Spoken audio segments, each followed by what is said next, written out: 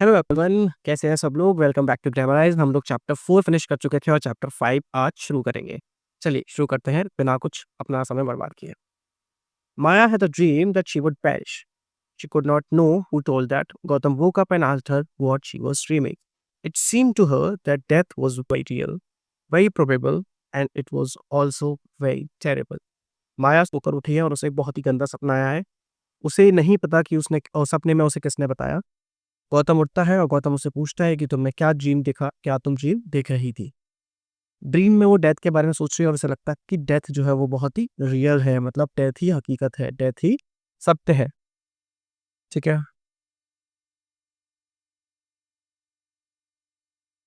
Yes. Death is very probable. Probable मतलब possible, जो चीज़ें होने वाली होती हैं नियर फ्यूचर में, ठीक है वो।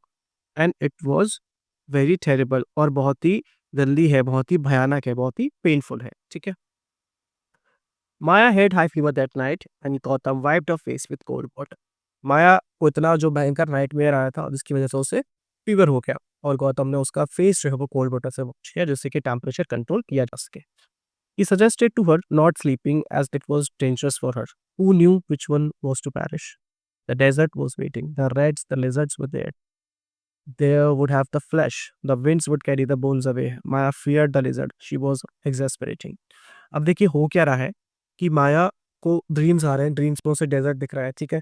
ड्रीम्स में उसको बहुत सारी डिफरेंट डिफरेंट इमेजेस दिख रही हैं, जो कि नेगेटिव इमेजेस हैं। ठीक है। गौतम ने उसको बोला कि तुम सोना मत, क्योंकि तुम सोओगे तो तुम्हें ड्रीम्स आएंगे, और ड्रीम्स तुम्हारे लिए डेंजरस है। उसमें तुम ओवर थिंक करोगे, उसमें तुम्हें नाइटमेयर्स आएंगे। वहां पे who knew which one was to perish. अब माया को लग रहा है कि देखो, प्रोफेसी है कि दो लोगों में से कोई एक मरेगा चांस के बाद। किसे पता है कि कौन मरेगा। पैरिश का मतलब खत्म होना है ना, एक तरह से, किसी भी तरह से पूरी तरह डिस्ट्रॉय होना। ठीक है। पैरिश मतलब टू डाई, है ना, destroy. The desert was waiting. उसे एक इमेज आ रही डेजर्ट की, है ना, खाली एक रेगिस्तान पड़ा हुआ है। उसमें रेड्स हैं, लिजर्ड्स हैं, चूहे हैं, छिपकलियां हैं, और वहां पे मांस पड़ा है। The winds would carry the bones away. और हड्डियां हैं जिन्हें की आंधी जो है वो उड़ाकर ले जा रही है दूर तक। माया को जो है कि छिपकली से डर लगा। She was एक्सेस्परेटिंग।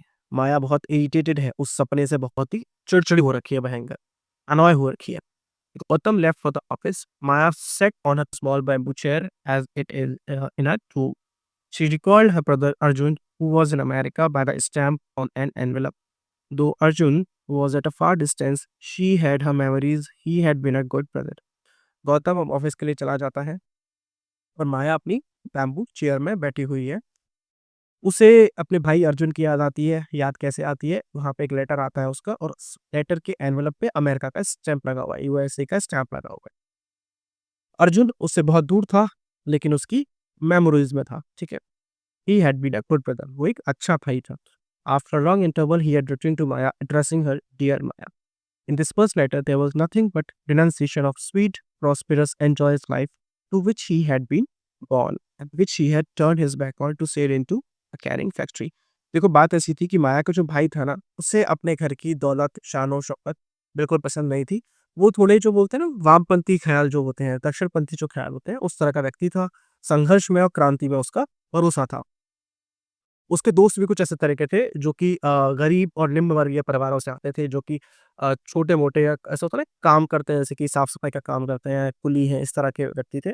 ठीक है? जो उसी तरह अच्छे परिवार से, कुलीन परिवार से, संभ्रांत परिवार से नहीं आते थे।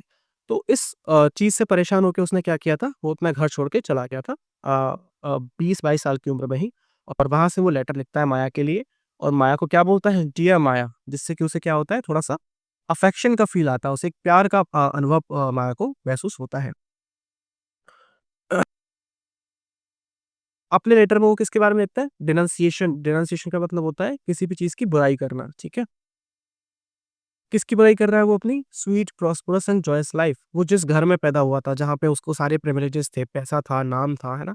पावर थी, उस सब चीज़ की वो बुराई कर रहा है, ठीक है? और वो अमेरिका चला गया, और वहाँ पे जाके उसने क्या काम करना किया? कैनिंग फैक्ट्री, जो कैन्स बनता है ना, उस फैक्ट्री में जाके काम करना शुरू किया। एक बहुत ही मज़दूरों की तरह स्ट्रगल करना शुरू किया। Gautam wanted to know about Arjun whose letter Maya was going through. Gautam वहां से वापस आता है, ठीक है, वो देखता है कि माया के पास एक लेटर है, वो उसे पढ़ रही है, तो वो उससे पूछता है कि अर्जुन के क्या हाल है, कहाँ है आजकल. He was told that Arjun was her long lost brother who ran away from home at the age of 22. उसको बताया माया ने कि जो अर्जुन है वो उसका भाई है, जो कि 22 साल की उम्र में घर छोड़कर जा चुका था. Now he has returned to her. He was working in a canning factory in New York and fighting the Negro cause. His brother was always a rebel like her. Maya told herself that there was something worried about her. Something weird about her. She thought herself to be insane. Soon she felt that she was not insane and the people around her were suffering from insanity. The vibrations of the drums came to her and she stared at the ghastly eyes and the anguished mouth of something not visible.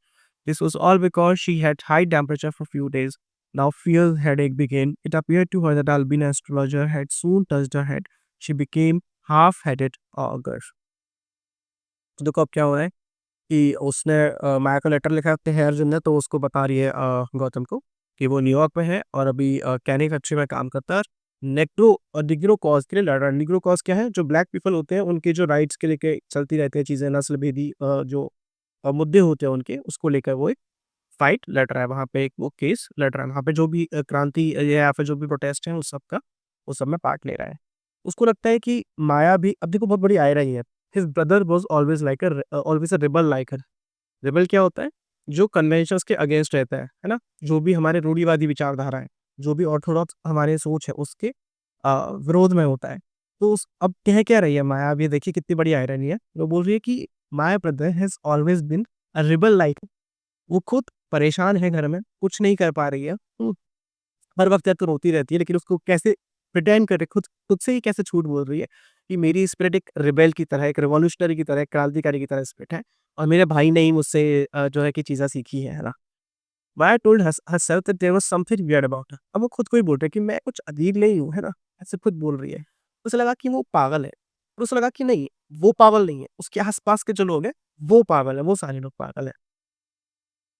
अब उसके जो घर में servant quarters है, वहाँ से कुछ drums की आवाज़ आ रही है, ठीक है? वहाँ पे आपको पता है कि पाठ पूजा करते थे लोग, भजन गाते थे, तो वहाँ पे उसे ड्रम्स की आवाज़ आती है और हो सकता है कि वो हैलुसिनेट भी कर रही है, ठीक है? उस वॉइस के साथ वो मैडिटेशन करना शुरू करती है, जहाँ पे कुछ ghastly आईज़ है, मतलब डरावनी आईज़ है ना? और कुछ चीज़ें जो एकदम थ्रेटनिंग आईज़ हैं, है ना?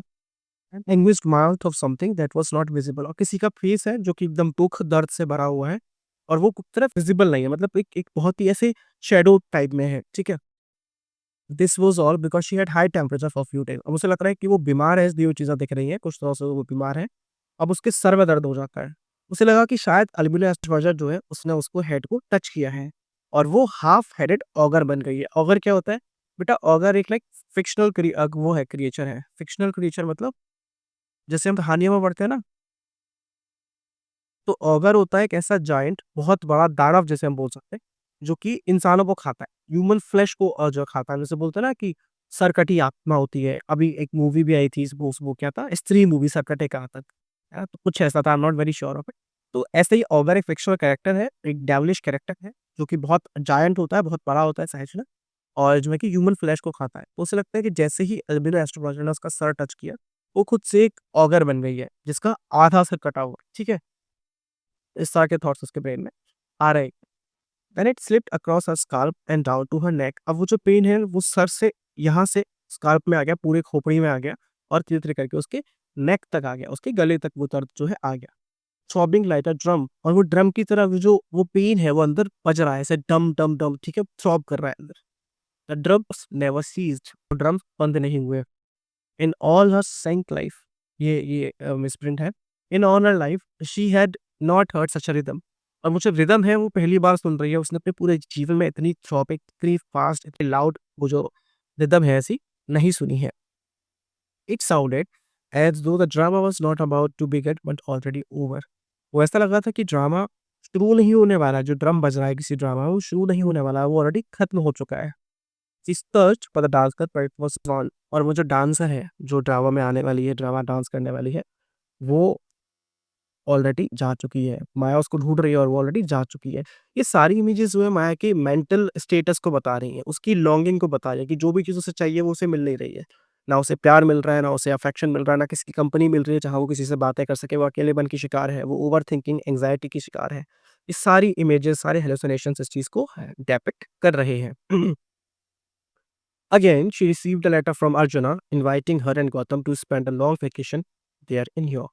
उसको फिर से अर्जुन का एक लेटर आता है। इस बार वो लेटर में क्या लिखा होता है? अर्जुन लेटर भेजता है जिसमें कि गौतम को और माया को वहाँ पे बुलाता है न्यूयॉर्क में एक वैकेशन स्पेंड करने के लिए। यहाँ पे हमारा चैप्टर 5 फिनिश होता है। नेक्स्ट वीडियो हम करेंगे चैप्टर 6। अगर आपको हमारा ये लेक्चर अच्छा लगा तो लाइक करिएगा, कमेंट करके हमें बताइएगा और ये वीडियो अपने दोस्तों के साथ शेयर कीजिएगा। Don't forget to subscribe to our channel. Thank you for watching.